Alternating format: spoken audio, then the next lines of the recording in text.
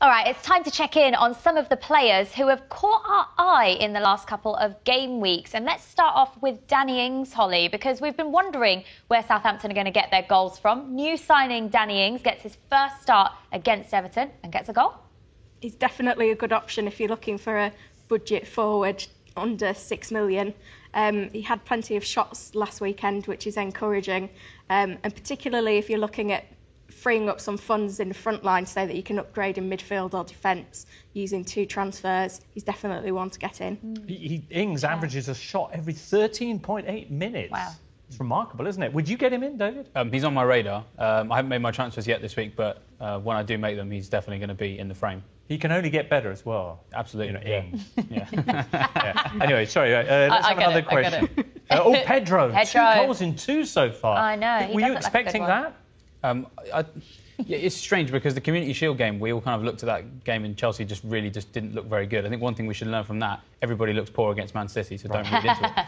But the thing that also worried us was we knew that Eden Hazard was waiting in the wings to come into the team on one of those flanks. We weren't perhaps sure whether it was going to be Pedro or Willian to make way.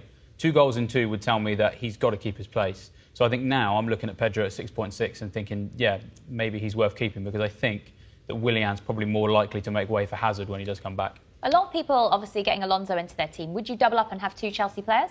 They've got some good fixtures, so I mean they've got the fixtures that would justify it. The only thing is that lots of teams have lots of good fixtures, so a lot of people have started the season with the triple up on Liverpool and Man City, which then makes it harder to have double ups and triple ups for some of the bigger teams. I'm going to stick with Liverpool and City for now, personally, I think. Holly, have you got Callum Wilson in your team? No, I started the season with Josh King, as many managers did. It was a straight choice, I think, for a lot of managers. A lot of people now are swapping over to Callum Wilson because he's been looking excellent. We've both got him, haven't we, James? Yeah, Callum Wilson is slightly cheaper. He's playing further forward and he's getting the goals and the assists, whereas Josh King has done nothing so far. Right.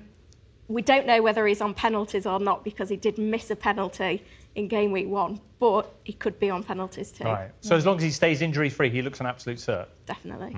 Another budget forward that's caught our eye is Mitrovic, and because of this stat, that he matches up with Aguero. Yeah, it's crazy. He's actually had more shots than Salah this season, and the only one who's had more shots than him so far is Aguero. So great company to be in for someone who's 6.5.